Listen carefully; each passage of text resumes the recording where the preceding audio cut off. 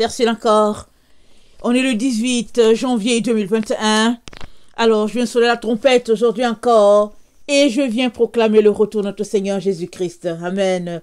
Soyez bénis amplement, richement. Soyez encouragés. Amen. Et puis, soyez en train de travailler. Amen. À votre salut avec crainte et tremblement. Ça, c'est le souhait que j'ai pour vous en ce jour. Amen.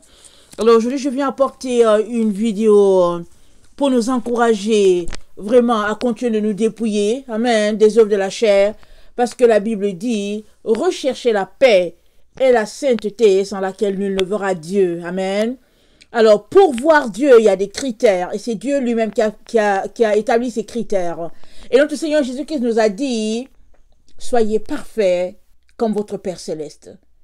Alors, notre Père Céleste, c'est notre modèle. Il n'y a pas une autre personne qui peut être notre modèle. Faisons attention de regarder à une personne, de le prendre comme le modèle, et puis de dire, voilà, celui-ci, c'est mon idole, ou quelque chose de ce genre. Parce que une personne, un être humain peut tomber. Mais notre Seigneur Jésus-Christ n'est pas tombé.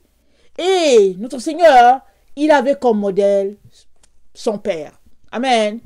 Il était Dieu sur la terre. Pardon, il a marché sur cette terre et son focus était sur Dieu. Amen. Il a dit aux pharisiens, il a dit, lequel de vous me convaincra de péché? Parce qu'ils étaient en train de chercher, en train de fouiner à tout moment, à envoyer la bisbise à quelque part. Jésus disait toujours, lequel d'entre vous me convaincra de péché? Parce qu'il demeurait constant dans sa relation avec son Père. Évidemment, quand on regarde la vie de Jésus, très très tôt, il se levait pour aller prier. Et puis, il enseignait ses disciples. Et après, il retournait encore dans la présence de Dieu. Alors, c'est comme ça que nous sommes appelés à nous comporter pour ne pas nous écarter du droit chemin. Parce que Jésus-Christ nous a dit quoi? Il a dit, priez sans cesse. Priez sans cesse afin qu'il vous soit donné d'échapper. C'est pas tout le monde qui échappera à ce qui va arriver sur cette terre. C'est pas tout le monde. C'est pas tout le monde qui pourra s'en sortir. Et je prie que pour tous ceux-là qui m'écoutent, amen, tout le monde puisse sortir victorieux de cette situation-là. Et malheureusement, il y a des parties que je ne peux pas faire. Alors, tu peux m'écouter, mais il y a des parties qui te reviennent. C'est que tu les mettes en pratique. Amen, que tu mettes la parole de Dieu en pratique. Amen. Alors, moi, je peux prier pour toi. Je peux t'apporter l'exhortation. Je peux, par la grâce de Dieu, démêler certains passages qui semblent un peu flous, selon la révélation que me donne le Seigneur. Mais il y a l'autre partie qui te revient. Et je t'encourage à faire les parties qui te reviennent. Amen. Je t'encourage à couper au niveau de ton cellulaire, au niveau de WhatsApp, au niveau de Facebook. Je t'encourage à couper toutes ces choses-là qui ne sont que source de distraction. Amen. Alors, aie le temps prends le temps avec ton Dieu et prends le temps dans sa présence, prends le temps pour prier, pour réciter tes psaumes, etc., etc. Alors, je ne dis pas que je suis un exemple parfait, amen. En ce qui concerne le cellulaire, je n'ai pas de cellulaire, amen. J'ai décidé de ne pas en avoir. Tout simplement parce que j'ai vu les choses venir, je me suis dit, non, ma tablette me suffit, mon ordi me suffit, et puis ils sont des instruments pour moi. Amen. Alors souvent, il y a des personnes qui disent, ah, mais comment ça tu n'as pas de cellulaire? Il y a d'autres personnes qui m'ont compris en pitié. J'ai dit, mais moi j'avais plutôt pitié d'eux. Parce que quand les gens qui ont les cellulaires sont assis là, quand ils n'ont plus rien à se dire, chacun peut sortir son cellulaire, il essaie de regarder dessus pour voir ce qui se passe. Mais un jour, j'étais assise là, en train de méditer tranquille, le Seigneur m'a envoyé Kamara Lai. Kamara Lai, vous ne savez pas, c'est un écrivain africain. Kamara, et puis Lai.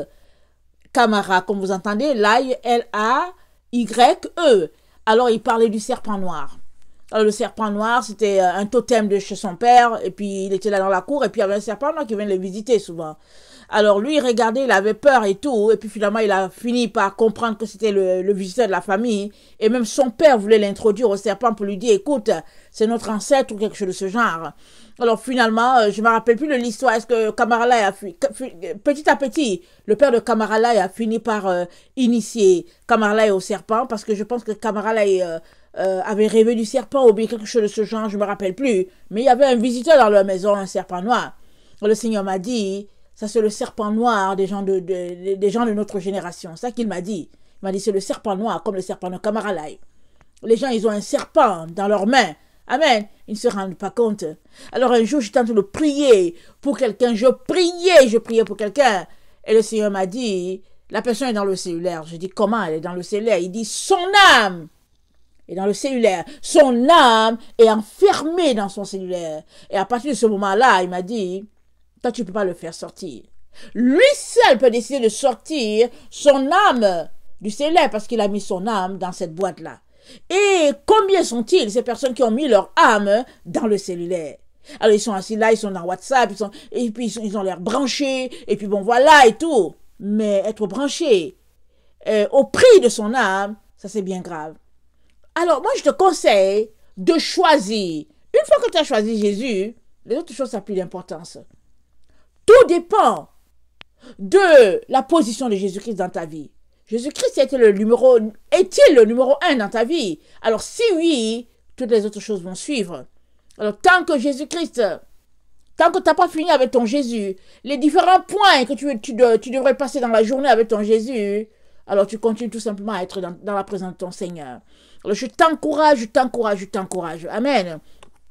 Alors, aujourd'hui, je viens parler de comment d'un être souillé sortira-t-il un homme pur. Ça, c'est dans Job 14, le verset 4. Comment d'un être souillé sortira-t-il un homme pur? Alors, cette question, c'est vrai que on sait tous que, en tout cas pour nous, enfants de Dieu, on sait tous qu'on est appelé à se sanctifier, à se purifier. Mais, il y a souvent un bémol à quelque part. Il faudrait que toi-même, tu puisses réaliser que tu as besoin de te purifier. Il faudrait que toi-même tu réalises que tu as besoin de plus, de lumière. Il faudrait que toi-même tu réalises que tu es souillé et que tu as besoin de pureté. Mais si à tes yeux tu es pur, il n'y a plus rien qui puisse être fait. Parce que c'est toi-même qui te remets en question. Et là, le Seigneur interviendra. Mais si tu ne te remets pas en question et que tout est ok, tout est clean, je ne vois pas comment tu vas faire. Surtout qu'on est dans les temps des esprits, des esprits séducteurs. Les esprits séducteurs sont partout. Ils font croire des choses qui sont fausses aux gens. Amen. Je peux vous dire que souvent même, quand je suis assise là, amen, et que je suis un peu nonchalante et tout, j'entends dire, oh non, mais c'est pas grave, tu sais, c'est pas grave, c'est pas grave, c'est pas grave si tu ne fais pas de leçon aujourd'hui. Je dis, oh non, moi je suis appelée à prêcher la parole de Dieu, il est hors de question. Dès que j'entends ça, je dis, ok, lève-toi, organise-toi, amen. Alors, les esprits séducteurs, ils sont sur la terre, ils peuvent séduire tout un chacun. Maintenant, est-ce que tu vas les laisser entrer ou tu vas fermer la porte? À tout un chacun de fermer la porte. Amen. Hein? Et la Bible dit, l'œil est la lampe du corps. Et une grande partie des esprits séducteurs entrent en l'être humain par ses yeux. Et Satan le sait très bien, si bien qu'il a fabriqué la télévision, et après il a fabriqué tous les gadgets, l'ordinateur, et puis tout, et puis finalement, hein, en tout cas, c'est ça. Les gens sont là-dedans, il y a même des enfants qui sont constamment sur le cellulaire, et puis les parents, souvent, pour calmer l'enfant, lui donnent le cellulaire, et puis la paix, et puis ils s'en vont. Mais les yeux, c'est la porte. Amen. C'est la porte que l'ennemi utilise pour pénétrer l'être humain. Alors faisons ça très attention. Alors, on va lire certains passages, et j'aimerais énumérer certains points, et je sais que je les ai déjà passés en revue, mais c'est toujours important de se rappeler des choses essentielles. Amen. Parce que si tu ne te remets pas en question, tu ne travailleras pas sur ta propre personne. De manière à devenir une meilleure version de toi-même. Dans le monde, ils disent, deviens une meilleure version de toi. Alors, si la personne du monde est capable de devenir une meilleure version d'elle, sans invoquer le nom de Dieu, à combien plus forte raison, toi, qui as Dieu, tu devras devenir une meilleure version de toi, en plus d'avoir sur le gâteau une cerise qui n'est autre que le Saint-Esprit. Amen. C'est une affaire de travail. C'est pas vrai que parce qu'on est enfant de Dieu, on a besoin de rien faire, ou bien parce qu'on a le Saint-Esprit, on a besoin de rien faire. Il y a des personnes qui reçoivent le baptême du Saint-Esprit, mais elles sont tellement remplies d'orgueil que finalement, elles explosent dans le sens qu'elles perdent le Seigneur complètement. Il n'y a rien à l'intérieur. Elles ne sont pas humbles pour permettre à l'Esprit de Dieu de travailler en elles. Alors, elles vont partout, j'ai le Saint-Esprit, j'ai le Saint-Esprit, j'ai le Saint-Esprit, et puis, et puis finalement, ils perdent tout ce que Dieu avait pour eux. Il est donc très important qu'on puisse et avoir le Saint-Esprit et travailler, amen, de manière à mettre un équilibre entre l'Esprit de Dieu et puis notre raison. Amen. Ça, c'est très important. Parce que l'Esprit de Dieu, ça nous révèle des choses, ça nous révèle des choses, ça nous révèle des choses. Et la sagesse qui vient avec, c'est que qu'est-ce que je mets en pratique? Qu'est-ce que je ne mets pas? Qu'est-ce que je dis?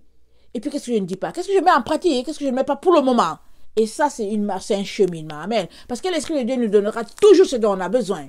Alors, j'ai déjà partagé plus d'une fois que souvent, le Seigneur m'a donné un passage à enseigner, mais je suis allée, mais je n'arrivais pas à l'enseigner. Je n'arrivais pas. Alors, j'étais là, je n'arrivais pas. Et, chemin faisant, peut-être 2-3 mois plus tard, j'étais capable d'enseigner le passage parce que je n'étais pas rendu au niveau que le Seigneur me donnait. Alors, il m'allumait pour que, en lisant, je me rends compte que, on dirait qu'il y a quelque chose que je ne comprends pas. Amen. Et ça, c'est dans la vie de tout un chacun. Avant de nous retrouver, par exemple, au secondaire, on a commencé par être à la maternelle. Tu n'es pas passé directement du sein maternel, amen, au secondaire. Non, il y a eu des étapes. Tu es sorti du sein maternel, et puis tu as été un bébé, etc., etc. Et puis tu as grandi. C'est pareil avec la parole de Dieu. Amen. C'est pareil. Alors, si tu languis à grandir, languis à être comme Dieu ton Père, celui-là qui est parfait. Amen. Alors, allons-y lire Matthieu 7, le verset 15 à 17. Matthieu 7.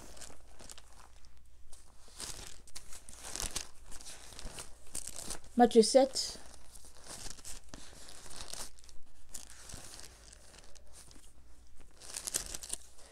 Le verset 15 à 17. Gardez-vous des faux prophètes. Ils viennent à vous en vêtements de brebis, mais au-dedans ce sont des loups ravisseurs. Vous les reconnaîtrez à leurs fruits.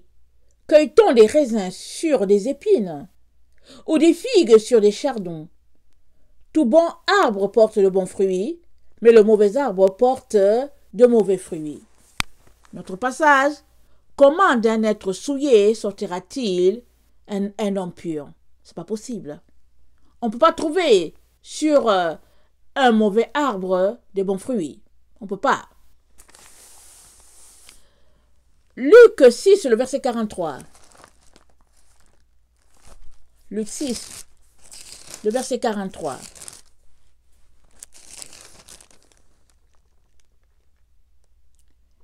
Ce n'est pas un bon arbre qui porte du mauvais fruit, ni un mauvais arbre qui porte du bon fruit.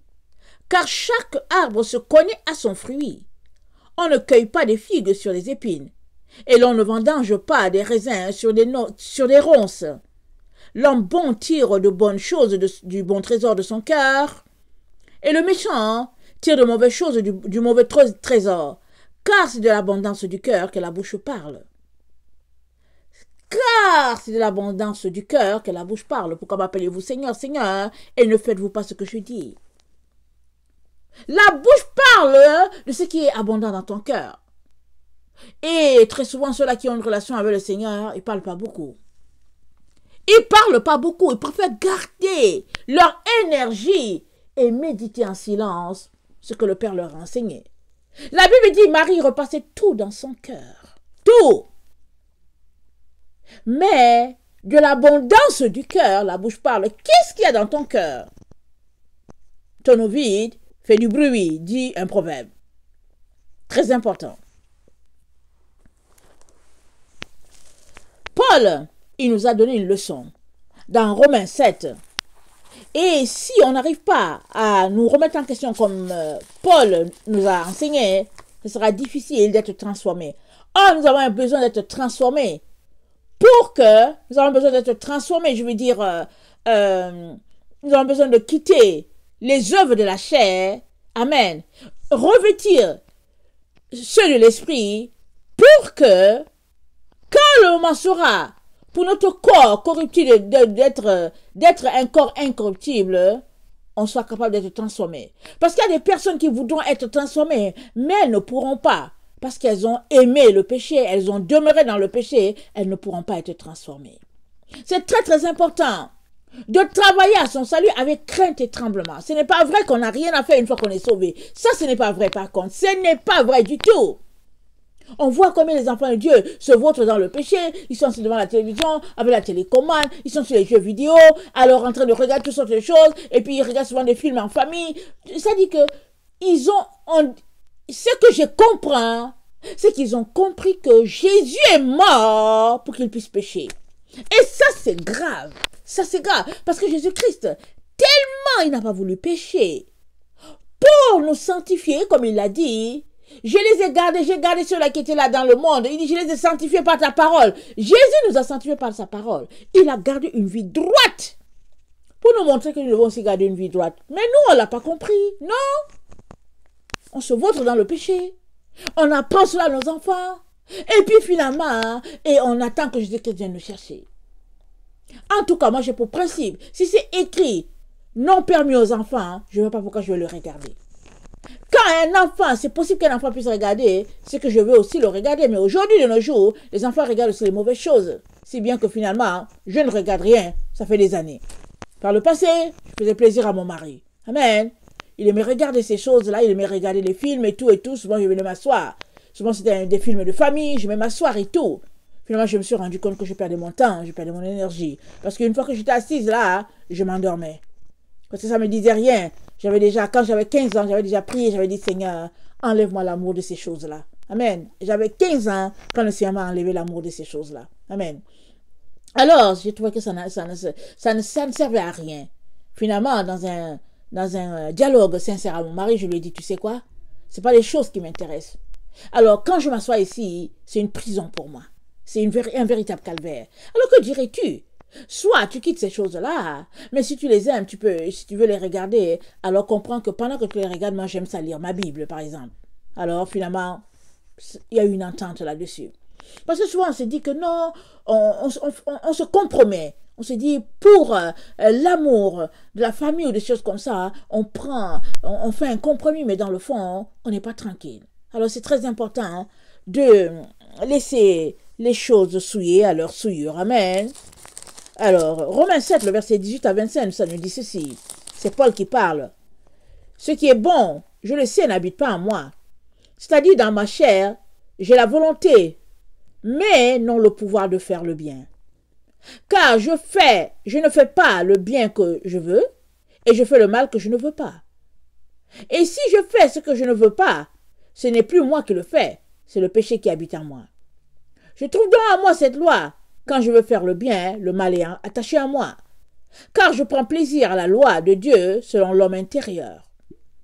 Mais je vois dans mes membres une autre loi qui lutte contre la loi de mon entendement et qui me rend captif de la loi du péché qui est dans mes membres. Misérable que je suis, qui me délivrera du corps de cette mort. Grâce soit rendue à Dieu par Jésus-Christ notre Seigneur. Ainsi donc, moi-même, je suis dans l'entendement, esclave de la loi de Dieu, et je suis dans la chair, esclave de la loi du péché. Donc voilà, il y a quelqu'un qui est là, qui a donné sa vie à Jésus, et puis qui est esclave. Dans l'entendement, il est esclave de la loi de Dieu, et dans la chair, il est esclave de la loi du chair. Alors le voilà qui est pris. Tout être humain est pris dans cette situation. Jusqu'à ce que tu décides que finalement, tu vas aligner ta chair à ce que ton entendement dit. Parce que la loi de Dieu, c'est là dans ton cœur. Alors finalement, tu décides que, ok, je vais aligner ma chair là-dessus. Et à partir du moment où tu décides d'aligner ta chair, tu ne marches plus selon les lois de ta chair. Tu marches selon les lois, au fait, de Dieu, sur ton cœur, dans ton cœur. Et là, ça commence la lutte. Amen. Ça commence la lutte.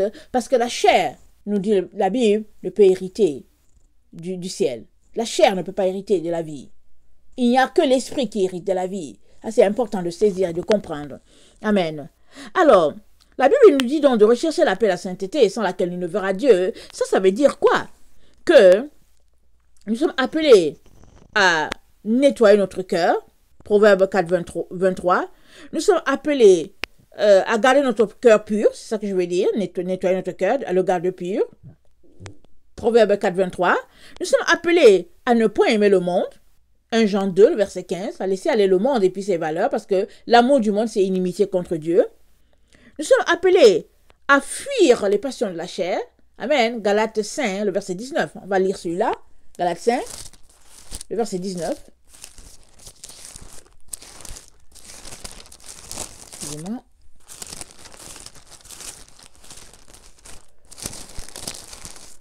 Excusez le bruit, ok?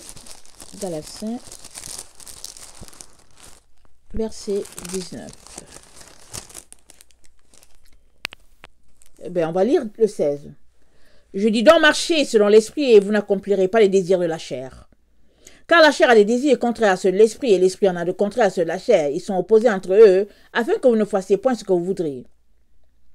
Si vous êtes conduit par l'esprit, vous n'êtes point sous la loi. Or, les œuvres de la chair sont manifestes, ce sont l'impudicité, l'impureté, la dissolution. L'idolâtrie, la magie, les inimitiés, les querelles, les jalousies, les animosités, les disputes, les divisions, les sectes. L'envie, l'ivrognerie, les excès de table et les choses semblables. Je vous dis d'avance, comme je l'ai déjà dit, que ceux qui commettent de telles choses n'hériteront point le royaume de Dieu. Mais les fruits de l'esprit, c'est l'amour, la joie, la paix, la patience.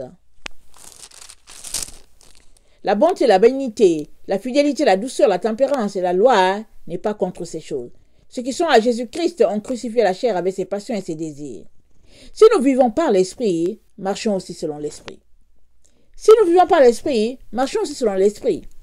Et les œuvres de la chair, nous dit, Paul dans Galates, il dit, c'est l'idolâtrie, la magie, les inimitiés, les querelles, jalousie, animosité, disputes, divisions, sectes, envie, ivrognerie, excès de table, les choses semblables. Je vous dis d'avance que ceux qui commettent de telles choses n'hériteront pas le royaume de Dieu. Dieu ne veut pas changer ce qu'il a dit. Alors, pourquoi donc persister, se convaincre que, parce qu'on a donné sa vie un jour à Jésus-Christ, alors on est sauvé? C'est en espérance qu'on est sauvé. Alors ça veut dire quoi? Cette espérance-là va devenir réalité quand tu te seras épuré. Et c'est une action volontaire de ta part. Mais si tu dis que tu es sauvé et que tu retournes te vautrer dans le péché, c'est pourquoi Jésus t'a délivré, alors tu n'as jamais été sauvé dans le fond. C'est ça que ça veut dire. Il y a un travail à faire. De notre part, bien sûr. Tout m'est permis, mais tout n'est pas utile. 1 Corinthiens 6, le verset 12. Tout m'est permis, mais tout n'est pas utile. Tout m'est permis, mais je ne me laisserai asservir par quoi que ce soit. Les aliments sont pour le ventre et le ventre pour les aliments, et Dieu détruira l'un comme les autres. Mais le corps n'est pas pour l'impudicité. Le corps n'est pas, il est pour le Seigneur et le Seigneur est pour le corps. Ton corps est pour le Seigneur et le Seigneur est pour ton corps. Amen. Ça veut dire que ton corps, c'est le temple du Saint-Esprit. Ton corps doit être pur, il doit être saint, il doit être attaché à rien de souillé. Amen. Et Dieu qui a ressuscité le Seigneur, et Dieu qui a ressuscité le Seigneur nous ressuscitera aussi par sa puissance. Ne savez-vous pas que vos corps sont les membres du Christ? Prendrais-je donc les membres de Christ pour en faire les membres d'une prostituée? Loin de là. Ne savez-vous pas que ceux qui s'attachent à la prostituée aient un seul corps avec elle, car il est dit, les deux deviendront une seule chair. Mais celui qui s'attache au Seigneur est avec lui un seul esprit. Fuyez l'impudicité. Quelque autre péché qu'un homme commette, ce péché est hors du corps. Mais celui qui se livre à l'impudicité pêche contre son propre corps. Ne savez-vous pas que votre corps est le temple du Saint-Esprit qui est en vous, que vous avez reçu de Dieu et que vous ne vous appartenez point vous-même? Car vous avez été rachetés à un grand prix. Glorifiez donc Dieu dans votre corps et dans votre esprit qui appartiennent à Dieu. Glorifiez donc Dieu dans votre corps et dans votre esprit qui appartiennent à Dieu. C'est un travail. C'est un travail d'arrache-pied. Comment d'un autre souillé sortira-t-il quelque chose de pur? C'est à toi de prendre conscience de ton état et d'aller faire du travail pour te dépouiller de tout ce qui est souillé.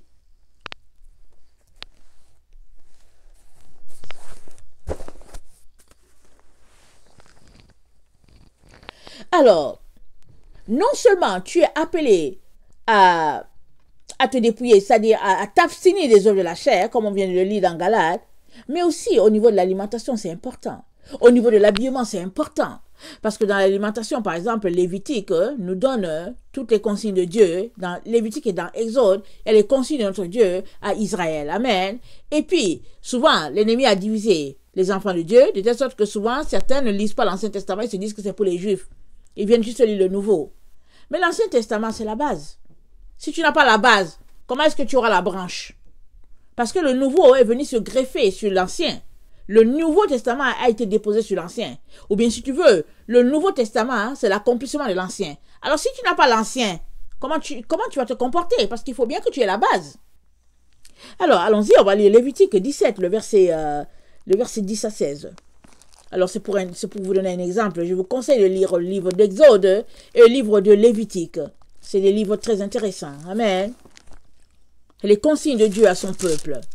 Lévitique 17, le verset 10 à 16.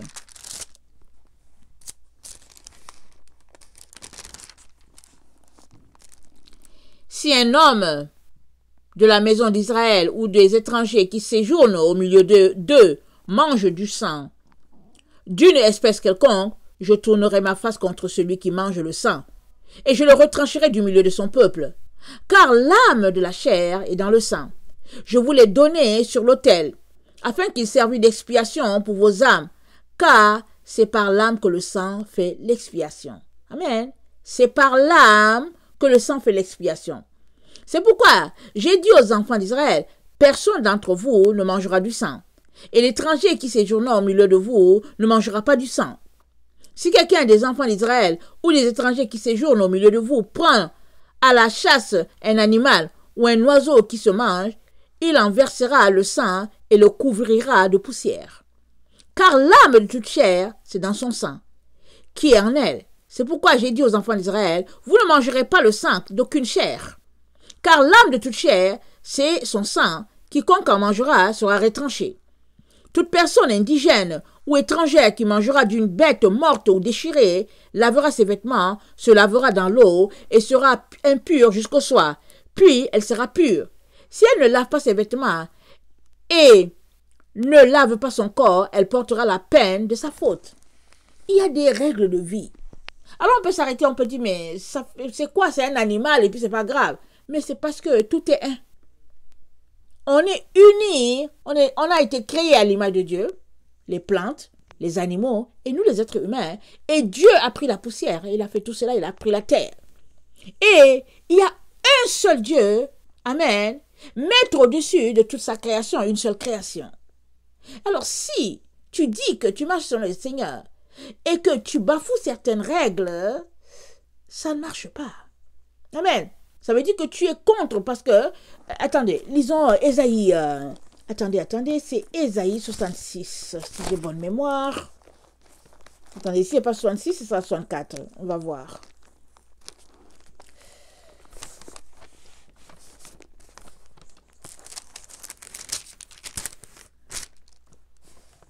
Ok, Ésaïe 66, voilà ce que l'Éternel dit. Il dit, toutes ces choses, ma main les a faites, et toutes ont reçu l'existence, dit l'Éternel. Celui sur qui je porterai mes regards, sur celui qui souffre et qui a l'esprit abattu. Sur celui qui craint ma parole. Celui qui immole un bœuf, il est comme celui qui tuerait un homme. Celui qui sacrifie un agneau, il est comme celui qui romprait la nuque à un chien. Celui qui présente une offrande est comme celui qui répandrait du sang de porc.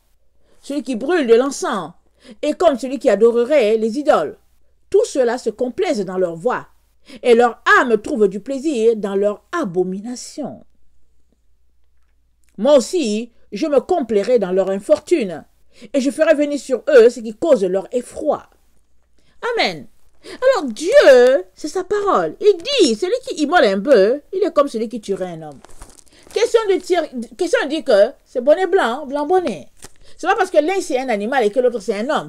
Il dit, tout cela, ils se complaisent dans leur voie.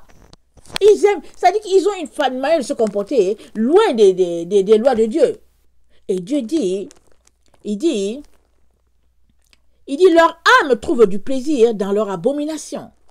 Ésaïe 66, le verset 3. Leur âme trouve plaisir dans leur abomination. C'est-à-dire, quel est l'état de ton âme? Est-ce que ton âme est tellement désireuse de servir le Seigneur qu'elle fait tout pour se dépouiller? Alors Dieu voit cela. Mais si ton âme aussi sait que tu t'en fous, Dieu aussi voit. Et la meilleure façon souvent de soumettre son âme, c'est de venir dans le jeûne, dans la prière, un esprit abattu, un cœur contrit et brisé. Dieu ne dédaigne pas un tel cœur. Amen. Il ne dédaigne pas un tel cœur. Il prend plaisir à quelqu'un qui vient s'humilier devant le Seigneur pour dire, Seigneur, change-moi.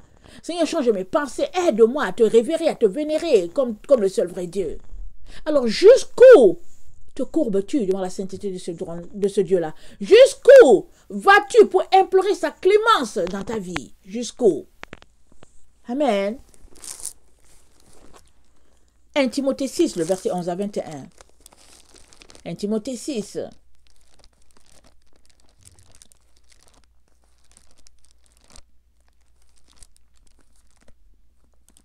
Timothée 6. Ok. Le verset 11 à 21.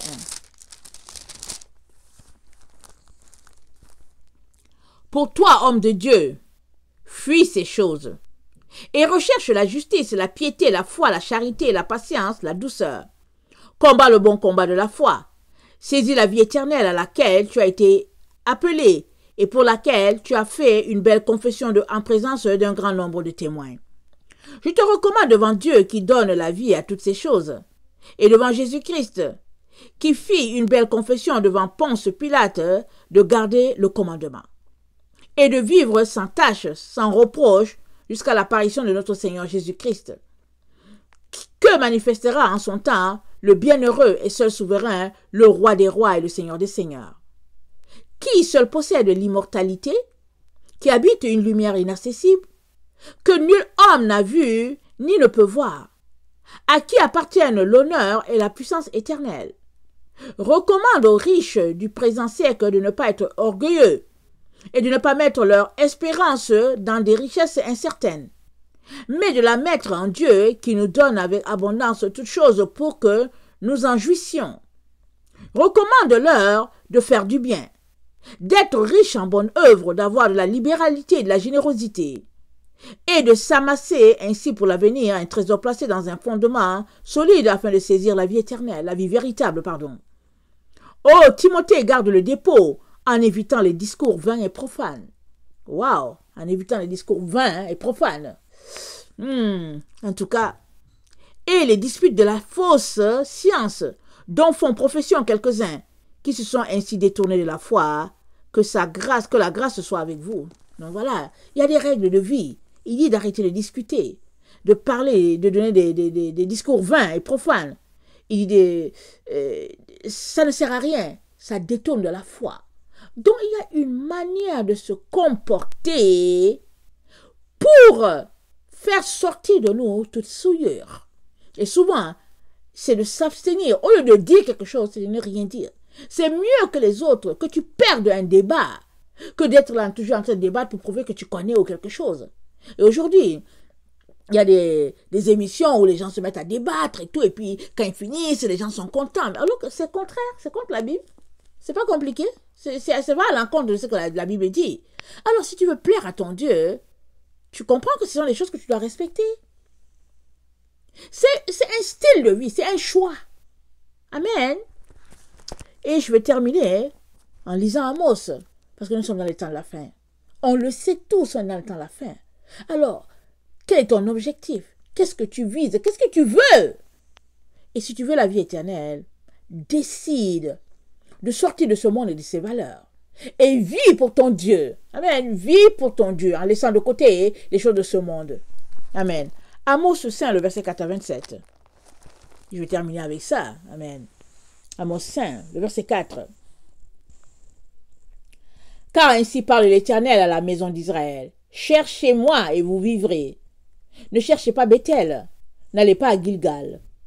Ne passez pas à Beersheba, car Gilgal sera captif. Et Bethel anéanti. Cherchez l'Éternel et vous vivrez. Craignez qu'il ne saisisse comme un feu la maison de Joseph, et que ce feu ne la dévore sans personne à Bethel pour l'éteindre. Ô vous qui changez le droit en absinthe, et qui foulez à terre la justice, il a créé les Pléiades de l'Orient, Il change les ténèbres en autoroute, en aurore, pardon. Il change les ténèbres en aurore. Il obscurcit le jour pour en faire la nuit.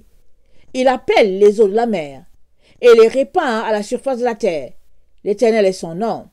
Il fait lever la ruine sur les puissants et la terre vient sur les forteresses. Ils haïssent celui qui les reprend à la porte et ils ont en horreur celui qui parle sincèrement. Aussi parce que vous avez foulé le misérable et que vous avez pris de lui du blé en présent, vous avez bâti des maisons en pierre de taille, mais vous ne les habiterez pas. Vous avez planté d'excellentes vignes, mais vous n'en boirez pas le vin. Car je le sais, vos crimes sont nombreux. Vos péchés se sont multipliés. Vous opprimez le juste, vous recevez des présents, et vous violez à la porte le droit des pauvres. Voilà pourquoi, en des temps comme ceux-ci, le sage se tait, car ces temps sont mauvais. Amen, vrai ou faux? Les temps sont mauvais, alors le sage se tait. Il regarde, il crie à Dieu. Amen. Recherchez le bien et non le mal, afin que vous viviez. C'est le conseil que le Seigneur a pour nous. Et qu'ainsi l'Éternel, le Dieu des armées, soit avec vous. Comme vous le dites, haïssez le mal et aimez le bien. Faites régner à la porte la justice. Et peut-être l'Éternel, le Dieu des armées, aura pitié des restes de Joseph. C'est pourquoi, ainsi parle l'Éternel, le Dieu des armées, le Seigneur, dans toutes les places, on se lamentera. Dans toutes les rues, on dira, hélas, hélas. On appellera le laboureur au deuil, et aux lamentations ceux qui disent des complaintes. Dans toutes les vignes, on se lamentera, lorsque je passerai au milieu de toi, dit l'Éternel. Malheur à ceux qui désirent le jour de l'Éternel. Qu'attendez-vous du jour de l'Éternel? Il sera ténèbres et non lumière. Vous serez comme un homme qui fuit devant un lion et que rencontre un ours, qui gagne sa demeure, appuie sa main sur la muraille et que mord un serpent. Le jour de l'Éternel n'est-il pas ténèbres et non lumière? N'est-il pas obscur et sans éclat? Je hais, je méprise vos fêtes, je ne puis sentir vos assemblées. Quand vous me présentez des holocaustes et des offrandes, je n'y prends aucun plaisir. Et les veaux engraissés que vous sacrifiez en action de grâce, je ne les regarde pas. Éloigne de moi le bruit de tes cantiques. Je n'écoute pas le son de tes luttes. Mais que la droiture soit comme un courant d'eau. Écoute bien, que la droiture soit comme un courant d'eau. Et la justice comme un torrent qui jamais ne tarit. M'avez-vous fait des sacrifices et des offrandes pendant les 40 années du désert, maison d'Israël? Emportez donc la tente de votre roi, le piédestal de vos idoles, l'étoile de votre Dieu que vous vous êtes fabriqué, et je vous amènerai captifs au-delà de Damas, dit l'Éternel dont le nom est Dieu, et dont le nom est l'Éternel des armées. Amen. Alors, Dieu ne prend pas plaisir, ce n'est pas les cadeaux qu'il cherche, ce n'est pas les sacrifices. Il cherche un cœur qui lui est dévoué. Amen. Il dit, quand vous me présentez les holocaustes et les offrandes, je n'y prends point plaisir. Et les veaux engraissés que vous sacrifiez en action de grâce, je ne les regarde pas. Éloigne de moi le bruit de tes cantiques. Même quand tu apportes les cantiques, Dieu dit, ne regarde pas. Je n'écoute pas le son de tes luttes. Mais, qu'est-ce qu'il attend de toi et moi? La droiture, que la droiture soit comme un courant d'eau, et la justice comme un torrent qui jamais ne tarit. Amen. Et cela, ça fait référence à la parole qu'il a dit, celui qui croit en moi, des sources d'eau vive jailliront de son sein. Alors, pour que les sources d'eau vive puissent jaillir de nos différents seins, il est très important qu'on puisse se dépouiller de tout ce qui est souillé. Et si nous retournons à notre titre aujourd'hui, le titre est à dire, comment d'un être souillé sortira-t-il un homme pur? C'est pas possible. Pour que cette eau-là puisse jaillir de ton sein, il est très important que tu puisses travailler de manière à enlever la souillure. Dans le monde, on dit d'être une meilleure version de soi. Mais pour nous, les enfants de Dieu, être une meilleure version de soi, c'est laisser les choses que Dieu n'aime pas. Parce que dans le monde, tu peux être une meilleure version de soi dans le sens du monde. Amen. Mais avec notre Dieu, être une meilleure version de soi, c'est laisser les œuvres des ténèbres, embrasser les œuvres de lumière et marcher sur le Saint-Esprit. Vivre par le Saint-Esprit, marcher selon le Saint-Esprit. Parce que ceux qui sont conduits par l'Esprit de Dieu sont fils de Dieu. Parce que ceux-là qui sont fils de Dieu, c'est ceux-là que Dieu conduit. Ce n'est pas ceux qui se conduisent eux-mêmes. Il y a beaucoup d'enfants de Dieu qui se conduisent eux-mêmes. Ils sont rois à bord de le bateau. Non. Ceux qui sont conduits par l'Esprit de Dieu, c'est eux qui sont fils de Dieu. Amen. Que le Seigneur bénisse sa parole et qu'il nous donne de continuer le travail d'arrache-pied à notre sanctification. Amen. Soyez bénis. Amen. Je vous aime beaucoup et Dieu davantage. Maranatha, Jésus revient. Amen et Amen. Soyez bénis. Merci.